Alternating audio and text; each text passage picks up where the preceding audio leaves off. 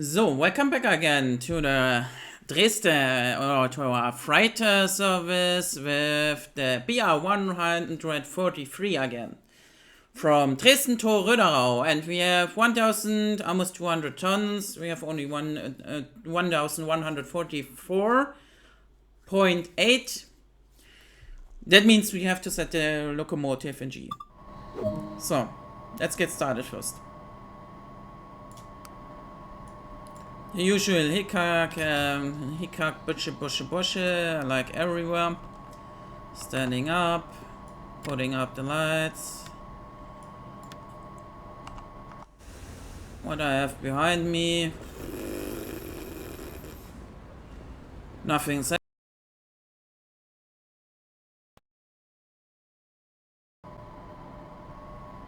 I'm already bored. Flughafen, Röderau. I'm surprised how many. Let's go there.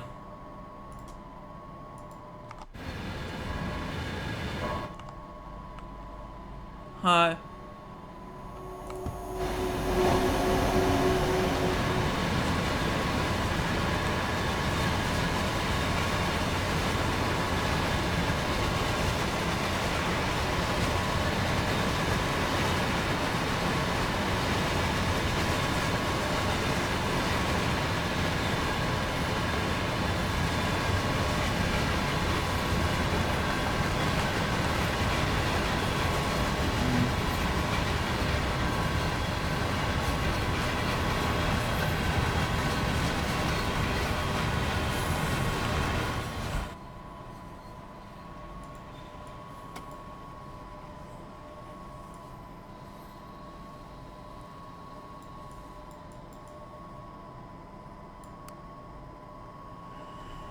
So, now we are ready to take off. We are driving that one and going more power. Because if we put not enough power, we have a problem with standstill. So.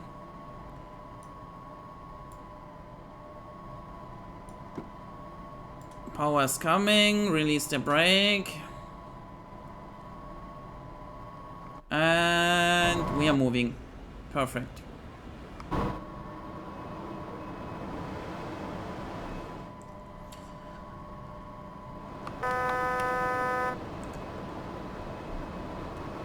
So normally, if you drive a heavy cargo train or heavy freight train in normally everywhere, I don't know how everyone else handles it.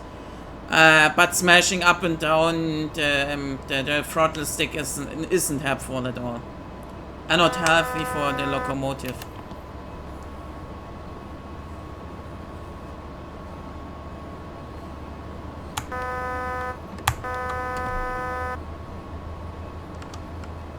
So let us moving a bit more. That's what a bit too much. So. Let's go. So the 143. Yeah, it's a multifunctional locomotive. It can do everything. Freight services, light freight service and double traction, even heavy freight services, passenger service. And for such an old train, it has already a lot of features. Startup feature. If it has some kind of damage with the main circuit breaker, motors, transformator, if something like this happens or is damaged in some way, or it has a problem, via through some kind of devices, it can check them and can accordingly to this damage. And you have also a lot of little tiny features where you can still move this locomotive to safe haven. What is the speciality? The speciality about this old unit is first, it is a tap changer locomotive. It has taps, which you can see here in the indicator in the mid. Right now we have tap 5 or tap 4. This indicator of the taps is showing which kind of tap you have already.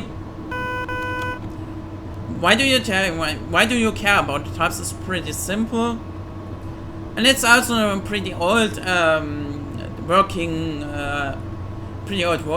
way for old locomotives.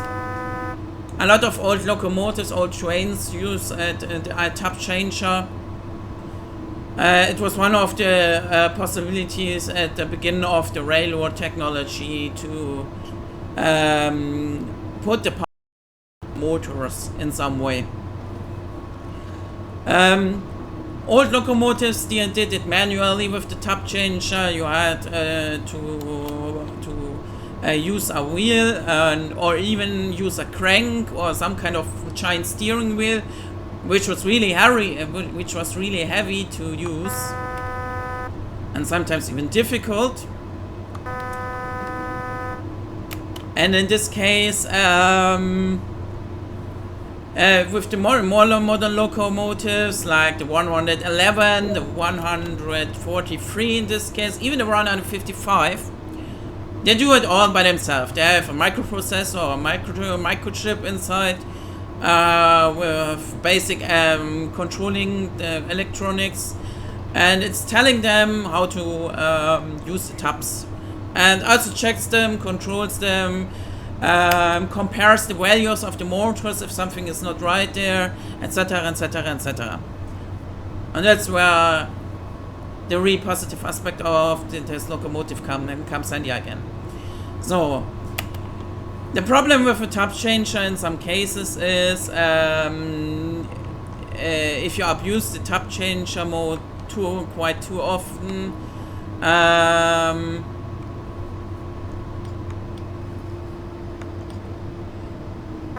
the problem is if you slap it too many times or stop it working there, or let's say easier to explain.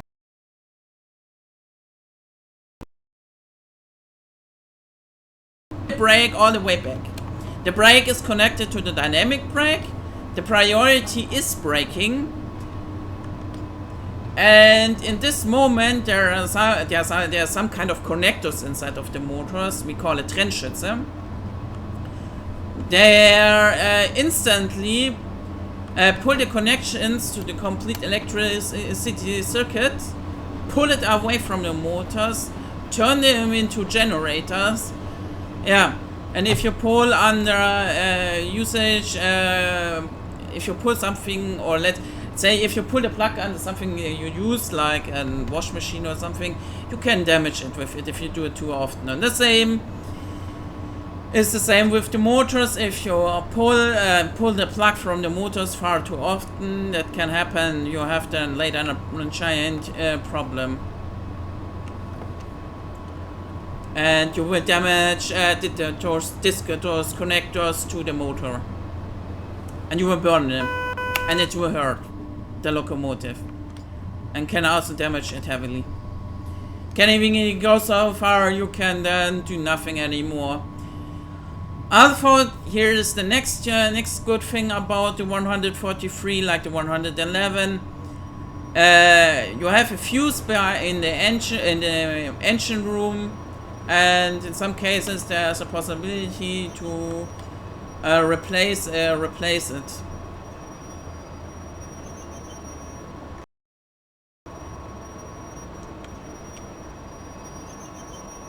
But that's another thing.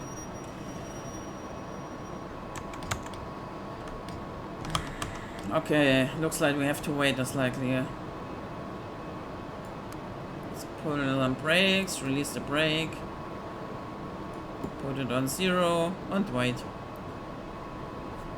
I don't know what we are waiting for, maybe for a passenger train to pass by, like in reality. But we are perfectly fine. Oh! That could be a little bit a problem. The signaler could complain about me. I'm not completely inside. Sometimes there's the next problem. Aua, my ear. Sometimes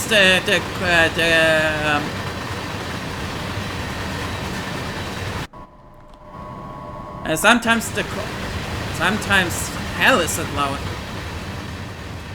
Sometimes those contacts can be can vary slightly and can be here, so around a few meters away from the signal. That means if you want now to set an way into the station, and there's a train behind me, could be possible he couldn't get into the station because I'm not completely ahead. Ah, I see it. I have to wait for the talent 2 there. Yeah. Back to the tab changer. So we have the tab changer, and as you can see, so the next problem is the 143, like the 155, they are both with the tab changers also have a cold brush and a motor. The problem with the cold brush motor, if you put too much power in a full standstill, it can happen. You can burn those cold brushes easily and damage it. And damage the motor with it. And if you do that, you are going nowhere. That is why you have actually for cold brushes motors and time limit, which means if you didn't move until 5 seconds, you have to shut down again or cut off the power, the traction,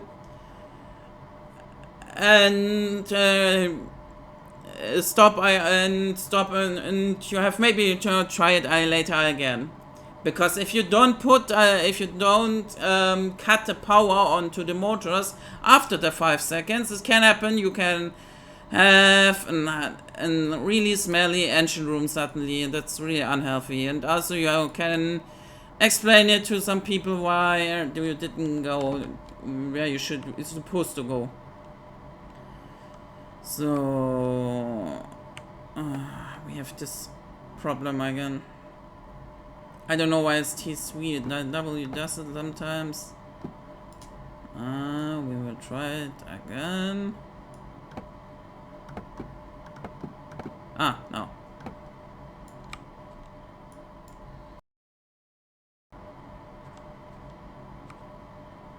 So.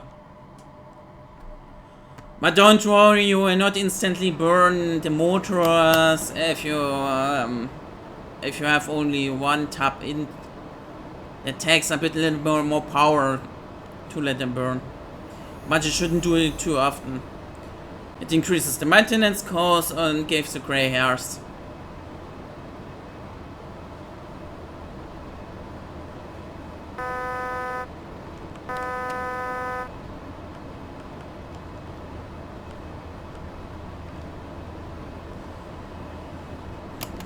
So about itself, about the 143, we have here a lot of button and switches. Inside of this table there are a few switches inside where you can bridge fuse, where you have some kind of fuses inside and can bridge them if there's something damaged or a problem.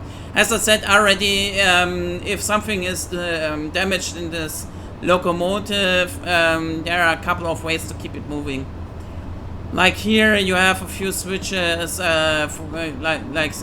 few switches for important areas like here main circuit breaker, etc., where you can keep the train or a locomotive moving if you have a problem with it. So,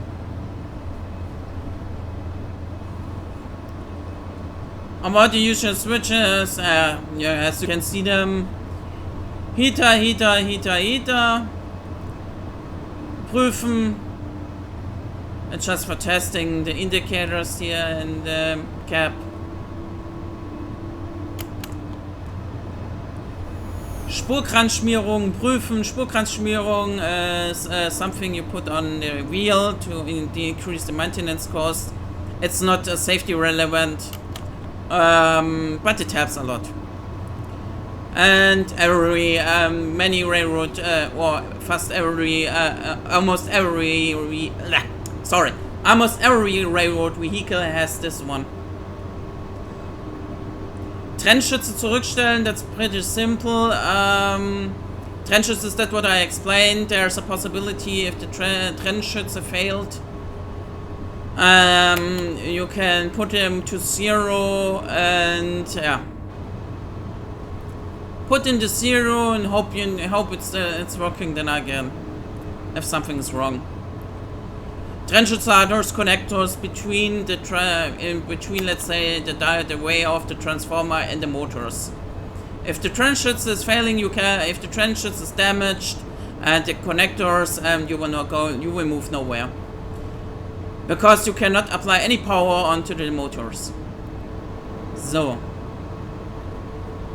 Zugsammelmaschine is the engine and the power line to the coaches if you have some.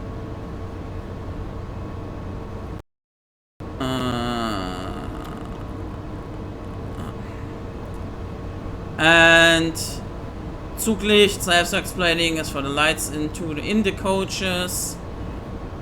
There's an extra button where you have could be for something you don't need.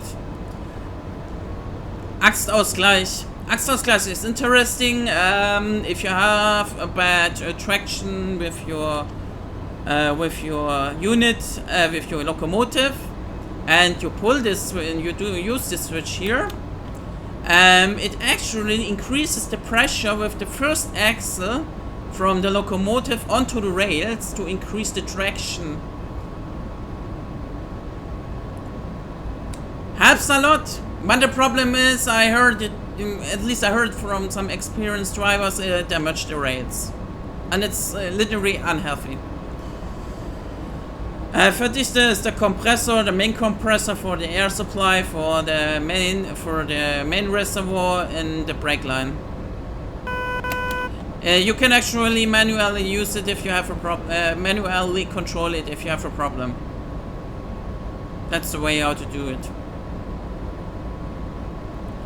So Lüfter. Lüfter are the air cooling unit for the motors. In summertime with heavy traffic, you normally put them on. It's helpful. There is for most fans for the motors, even for the older locomotives, there is actually a switch which forces them to work even if you didn't turn it on. Except the fuse is blown or something is damaged. Then you have here above the indicators for that one. So Hauptschalter, main circuit breaker, pantograph, blah. Instrument lights if you want it green. Show me the green color of hope. So the green color of hope, here you have it. And if you want to see something.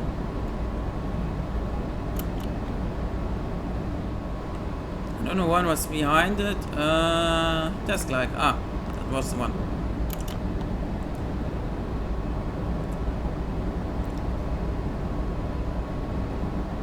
That's like, I don't know how we use them.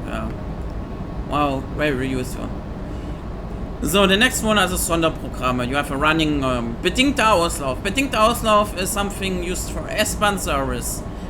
It's pretty simple. If you use bedingter Auslauf and put it on or switch it on, the tap changer will go up. It will accelerate to the point where you set the speed selector.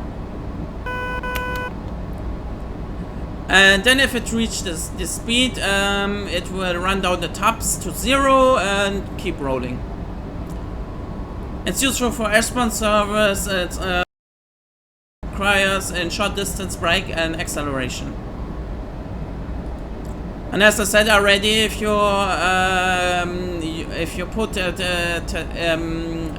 cut out the taps which are so, as long the taps are in. As long the taps are in, right, like this one, there's always power. Oh, there will be always power input into the motors. Only if the taps are by 0 or in some way emergency disconnected, there will be always power as long there's a number on it. If it's 0, there's no power on it. That's pretty simple. So, and the same is the running program. Nur Bremsen, nur Traction oder Anfahren, Fahren, I mean. It's just easy. The log follows then a program which only brakes or even only drives. It's a little bit more healthy if you have, if you're going hill down and you want only to brake with the dynamic brake, then you set it on nur Bremsen, and then it will only run the dynamic brake. And if it's going up, it will not accelerate automatically. I help von den enabling features to decrease the maintenance cost.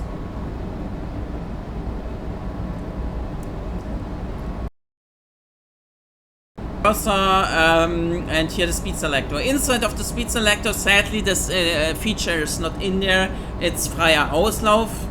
Freier Auslauf is from the functionality similar to bedingter Auslauf. The only difference is you do it on your own manually. You put in this tiny little switch here, this tiny little metal switch. You can push it into the hand holder, and then it will run down the top side to 0. It's not an emergency shut off, but it's kind of helpful. So, the next thing is the traction effort, the force selector in this case, Zugkraft. It is also used for brakes. The brakes, the selector here in this case, the force selector, if you put it on 50%, if you do it like this, wait a second, I can use it like this. I'm going to 0. Put it to 50 kilometer per hour, and then put it to 50 kilometer, 50%. 50% is by dynamic brake 100%. If you go in more, you will see it will not increase. It will not increase or decrease until I reach the 50% here. See? And that's exactly how it should be. I must admit, this locomotive is it could be the best one in train sim mode, to be honest.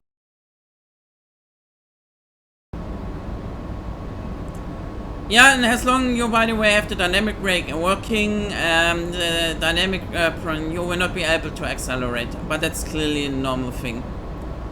So here, switch or button number 3 or handle number 3 is for Axillary Control, Hilfssteuerung. That Hilfssteuerung is also possible here with Hilfsverschalter. It's possible to use it on the sides here or here. What is the purpose of this? This one is using it's directly a direct approach to control the tabs, the tab changer in the engine room. And that means it's not controlled by the microprocessor, which means it's also not controlled by any computer. That means you can pretty much fuck up everything with this auxiliary control if you do something stupid. Because it doesn't check the values of the motors, it doesn't check if it's slipping, it doesn't check anything. And just here to help you in some cases, if you can approach the tab from the normals, is the speed. There's a speed and traction selector.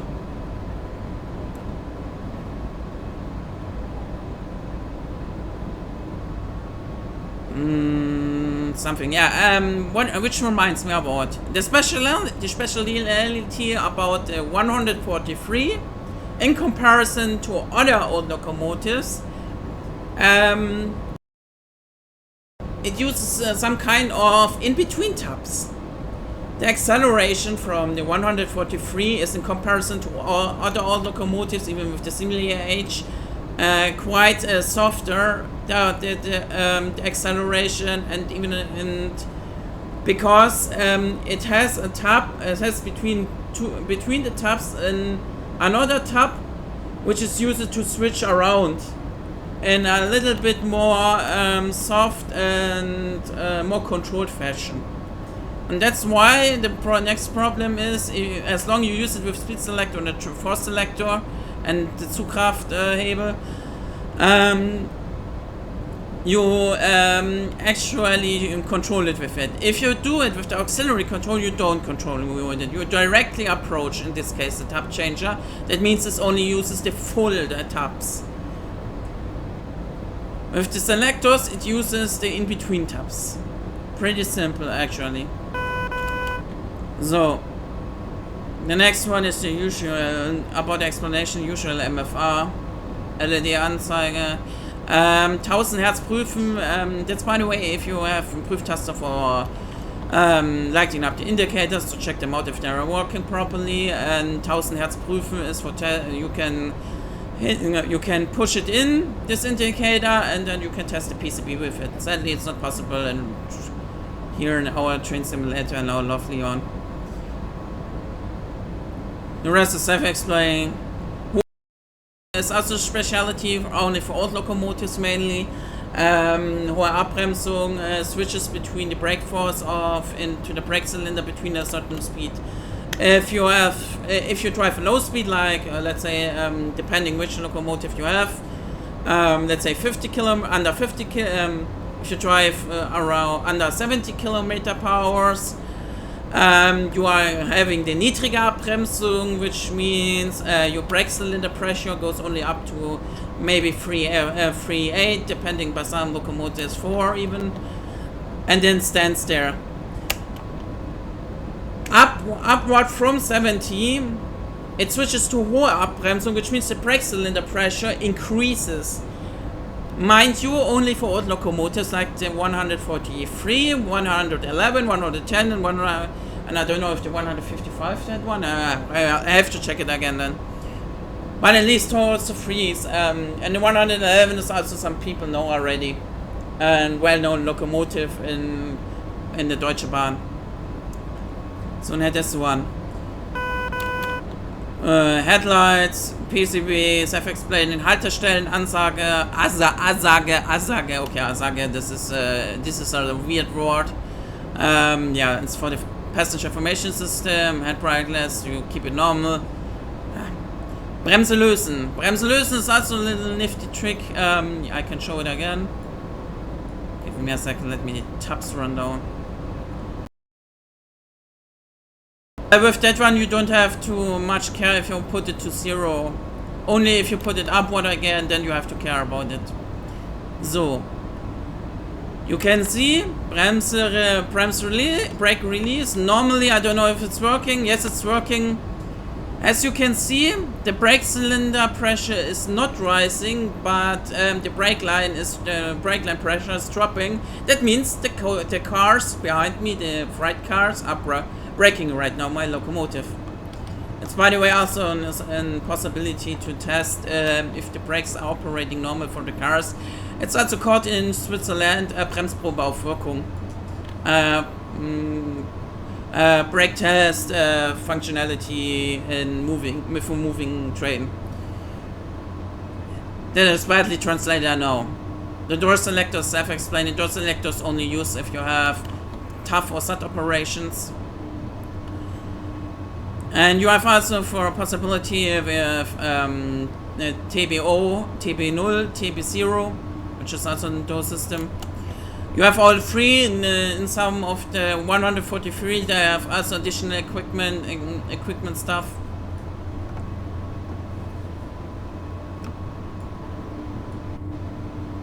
So we will accelerate again a little bit. Here, as I said, a bit of careful stretching the train, going up again.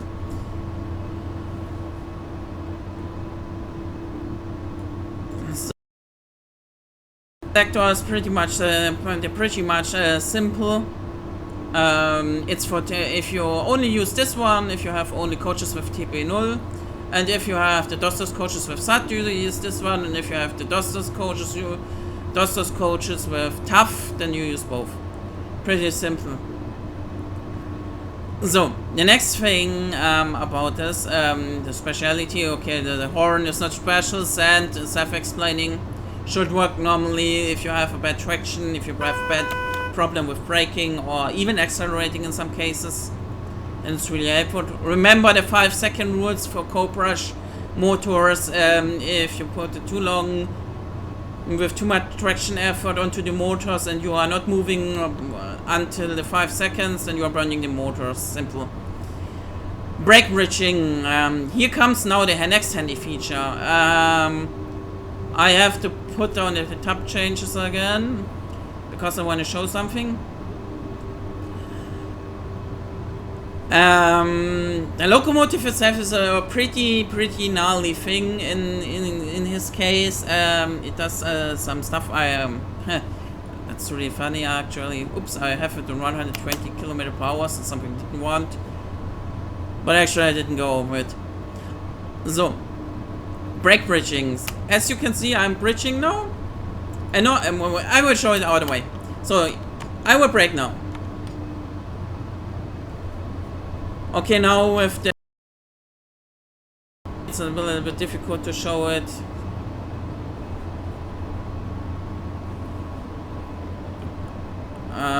Sadly it's not working right now.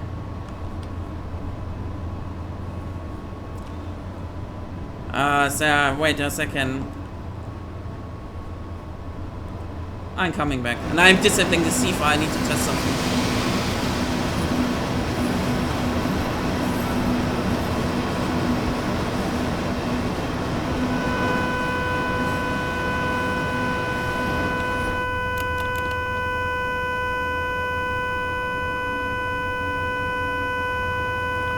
Oh, because I resetted the C file.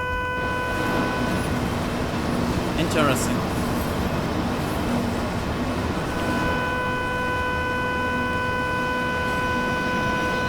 Oh, God.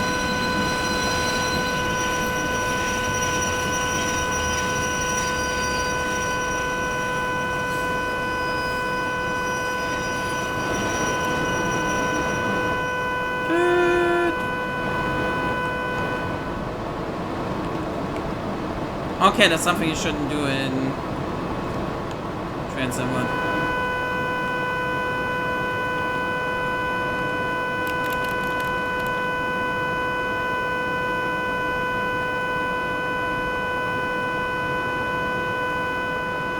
Holy shit.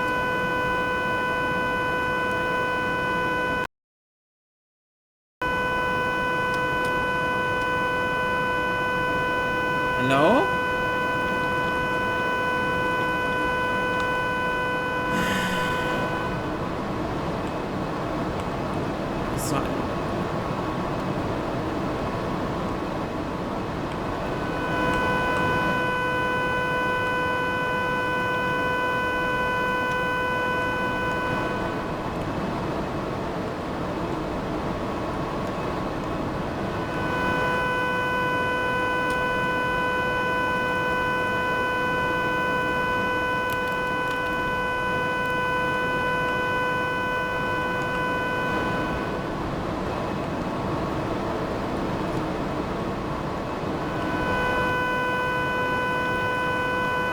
Okay, it's not working. Then I have another idea. Maybe...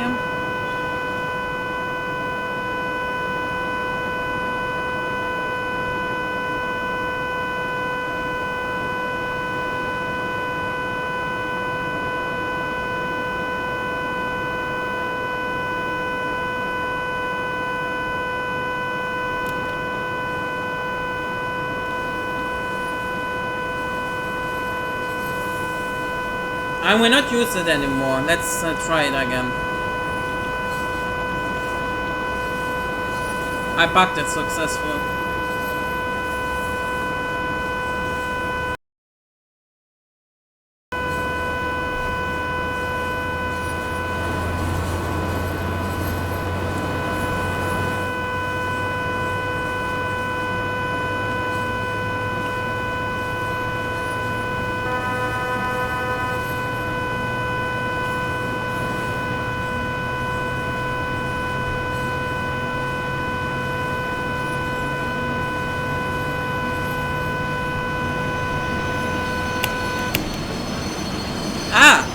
I found a way to repair it.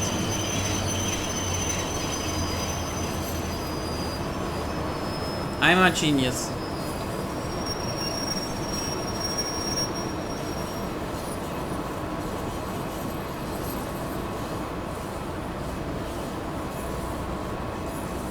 So, I wanted to show you right now.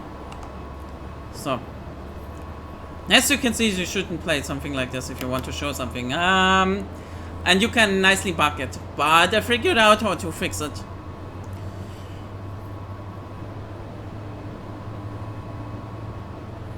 Yeah, pretty simple. I just let the CFA trigger again, and then yeah, it's repeated. So I wanted to show something. That's a problem. That was a slight thing. We shouldn't do it. I need a little bit more speed. Okay, this time I will play a simulator like a beginner, because I need speed. So here, the tops are actually you shouldn't see 41. Why you shouldn't see 41? You should maybe see 30 maybe, and even not that. Because the higher the tops go, the more power it applies to the motors. So, the thing is, if you have a certain amount of Spannung, I mean voltage in the overhead line, which you can normally read here. By the way, here's the temperature for the necessary parts: Oberstrom, Oberspannung, temperature. If you don't want to burn something. Yeah, normally you shouldn't see top 41, because normally the high tops are only used if the voltage of the overhead is pretty down. So I'm let it run it down again. So I want to show something. The thing is, normally if you brake, that's why I have an R right now. The normal thing, if you brake, the dynamic braking handling, you can only use it with the force and speed selector. So if you use the air brake, or just like now, as you can see, the brake comes in. The dynamic brake comes including to give you the necessary brake force. I sadly to you can actually try it. Now there's a problem. If you want to stop now in front of a buffer stop, or have the more effective locomotive brakes directly without the dynamic brake, there's a simple possibility. You go to Bremse überbrücken, and then you start braking again. Here. So, and as you can see, as long I am brake bridging, the Bremse überbrücken brake bridging, or here starting brake, you can see the dynamic brake is not coming anymore. Actually, that's even accurate. So, before someone's complaining again. So, and now if I brake again,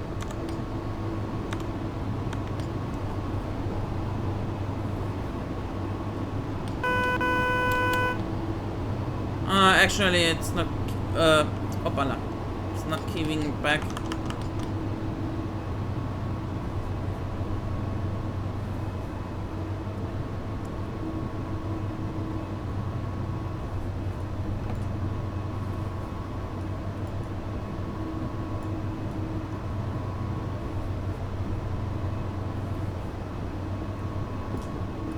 So, now again, now it should come. And as you can see, the dynamic brake goes in, and I use Bremse überbrücken hoch, push it up, and as you can see, the dynamic brake goes away. So that's the next thing. So, jetzt now we're going to back to 100 km/h and put it up. So that's something I wanted to show you.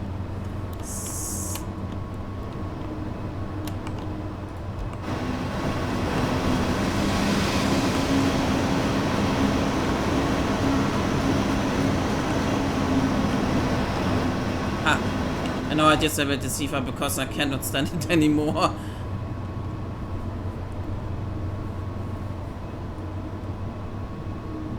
Which you wouldn't actually do in real life, that's naturally. CFA is always on.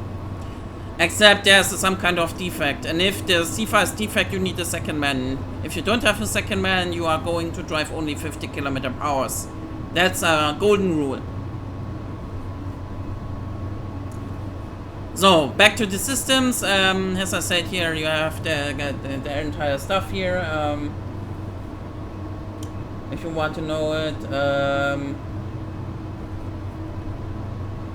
Where I was standing there. It reminds me about the switch here. You have here, the thing is, locomotives like the 111 and 143 and other locomotives, let's go a little bit wider, they have a so-called automatic Schleuderschutz. Automatic Schleuderschutz is a wheel slip protection which applies the old locomotive with the,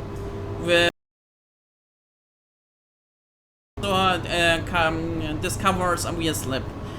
How it does, it's pretty simple. It compares the motor, the motor power output in this case.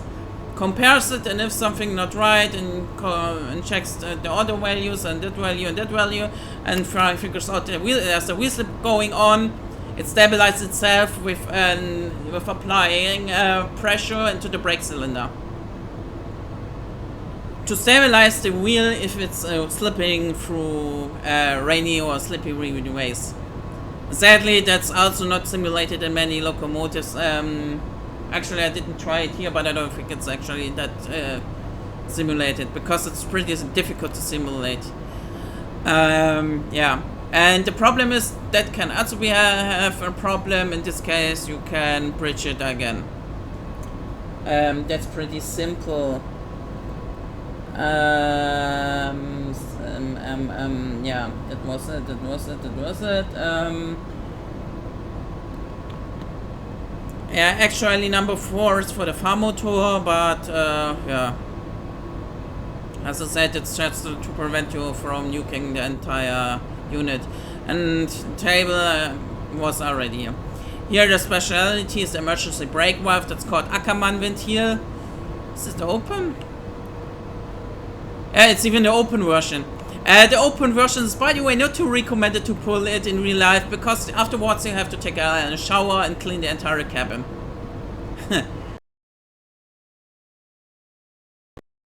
Anyway, entering the data in this case is the Pcbs, the PC80R system with Pcb90. It's the East Germany way to enter the PCB data. It's already in the most locomotives updated with the updated software, but the entering system of the train data is still the same. So, yeah, and I heard already you can open up like some of the roofs here.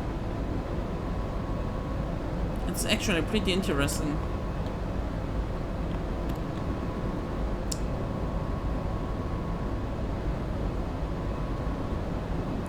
That's mostly the stuff I showed already.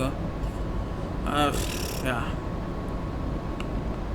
What else you have here is the second man seat, with also the possibility to passenger doors, etc. Using the CFA, toot. Yeah. It's normally only used as a shunting stand if you are shunting in some way. Makes it easier to watch the way where you're going, or if something you need more accurately shunted in some cases. Some of the 143 had an emergency brake override system, passenger information system, and even some of the 143 and there was also a version, the Wise Lady, called them somehow. Yeah, there's another Wise Lady.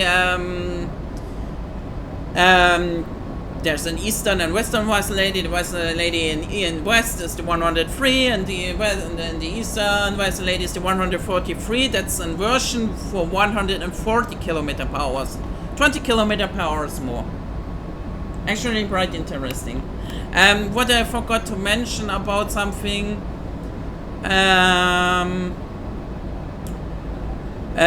with this bridging here, with the brake bridging, with Bremse überbrücken, it's possible to accelerate the locomotive, even or it's to accelerate or put the traction onto the motors, even if you have a certain amount of brake pressure in the brake cylinder. The problem is the 143 is one of the few locomotives that have the abstract way to have the brake cylinder pressure being watched by them, being controlled by the system. If you have over 1 bar brake cylinder pressure, if you have 1 bar, if you have more than 1 bar brake cylinder pressure, you will be not able to put traction onto the motors because it will be blocked by the brake cylinder. There's a little electric switch and it will tell we have valves, blah blah blah blah circuits.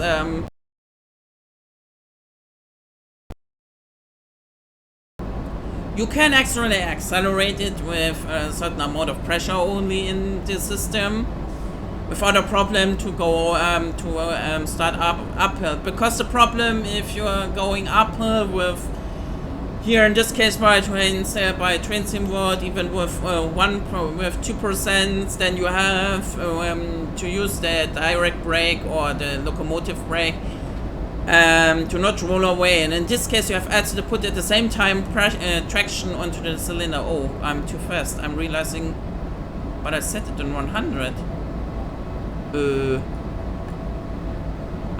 Yeah, I'm a little bit too fast, I know why. Comes with talking. I wanted to drive actually only 100 km/h like a real freight train, but I was 105. Yeah, I'm the fastest man alive. I'm criminal.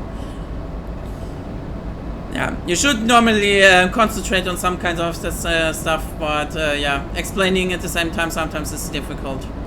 So. Yeah, as I said already, there are a few things. You can also there's also a possibility to put back to bridge everything in this locomotive, and even to replace. I don't know if they're doing it, but there were possibilities, as you can see, which I can recommend. Schulungsvideo 143. They replaced even the microprocessors in the locomotives by themselves, the drivers. I said already here, where the FML is lighting up, it's not I don't want to name it here in the video, but those indicators are for everything. You have a problem that's from a protection system which is called Buchholzschutz to other things, and yeah.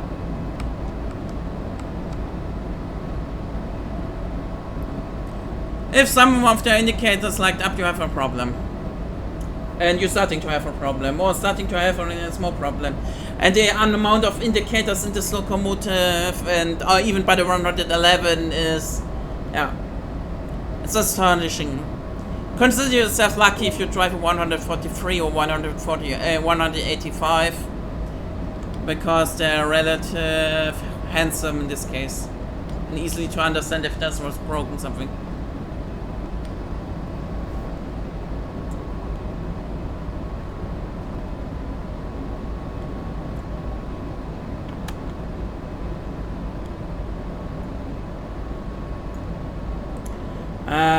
Yeah, the maximum of taps you're normally using is, by the way, 30, as I said already. 30 is for, and the normal one, if you are driving completely on a normal condition, is the maximum tap you should have is 28, not more, not less. 28 is the max. If you go 29 or 40 or even 31, you're doing something wrong in the normal usage of this locomotive.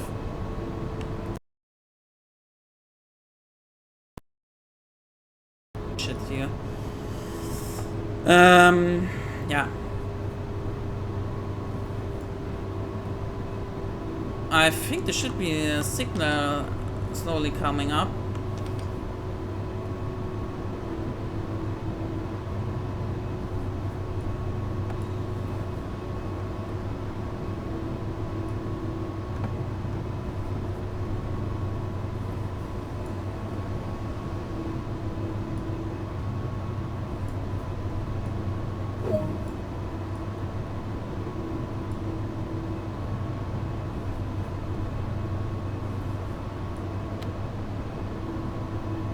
And then still pressure on the brake cylinder. Can I overcharge the brakes here?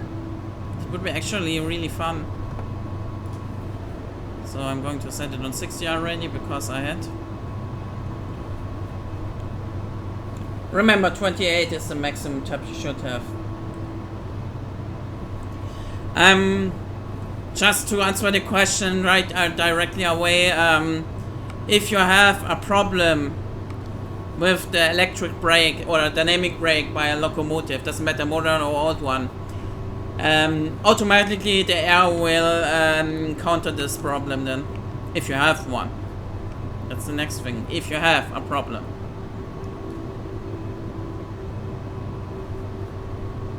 And you should be also smart enough. And as I said,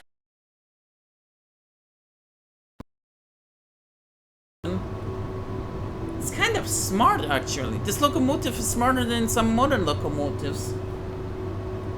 Even smarter than them. And that's something new from the 80s. Not from the 90s or even 2000. It's a sturdy little beast which does its job without a problem, without complaining.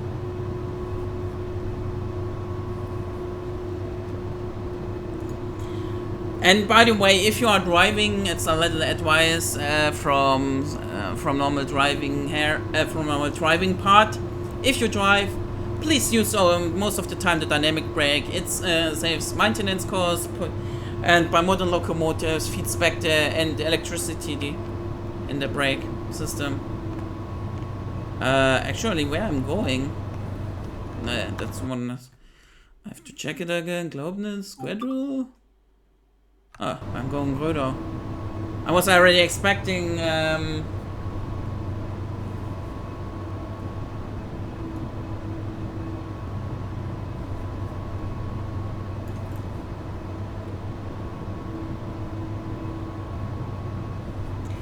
by the way, everything you can know from here, from this locomotive, can normally put in to comparison to the 100 and 112 and 114. They are pretty similar.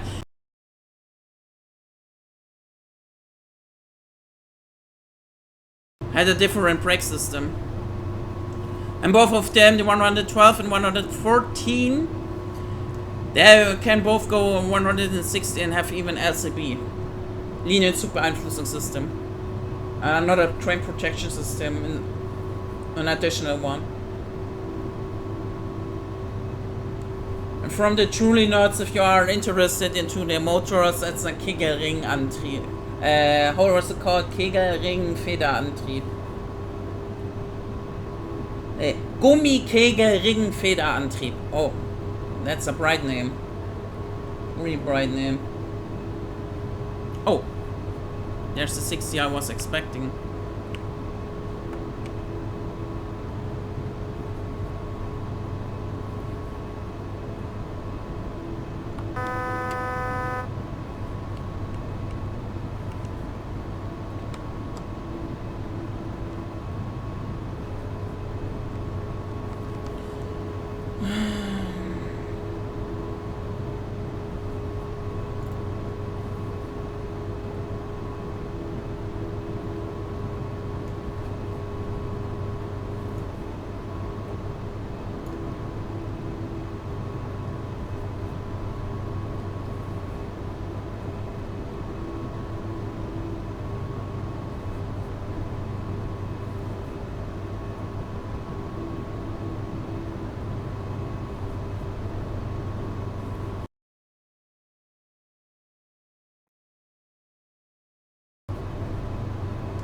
Oh, I'm a little bit too fast.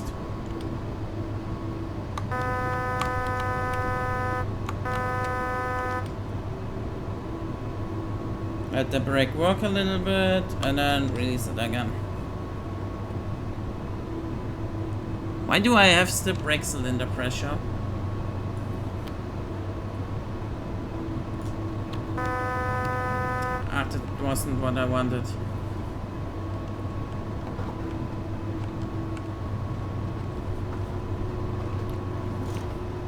also wasn't wanted.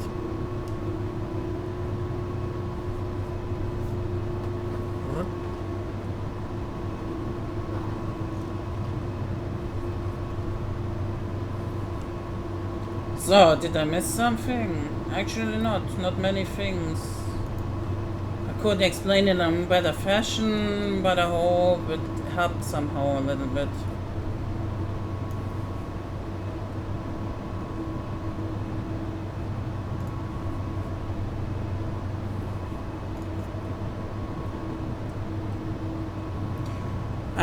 Yeah, by the way, hohe Abbremsung, just additional topic, hohe Abbremsung means high brake force. And niedrige Abbremsung, low brake force. To explain it easily, the high brake, the switches with locomotives without the anti-lock system.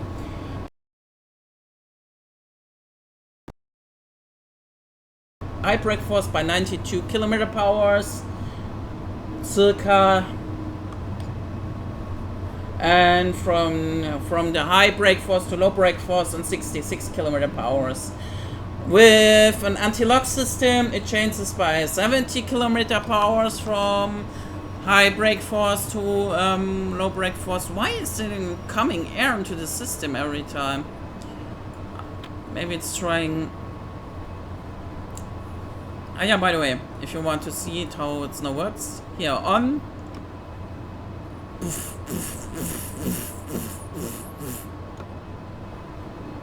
That's something you normally shouldn't do. For shunting it's possible.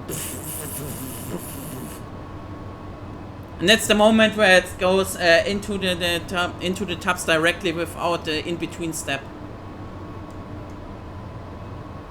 Yeah, and again, back with an anti-lock system, with electric anti-lock system, it changes from low brake force to high brake force, 70 km/h, and from high brake force to low brake force, 50 km/h. It's a gas value. All locomotives don't get really that directly and exactly and accurately and blah. So. Welcome to Rüderau. We screwed up half of the railroad in this case. Ah.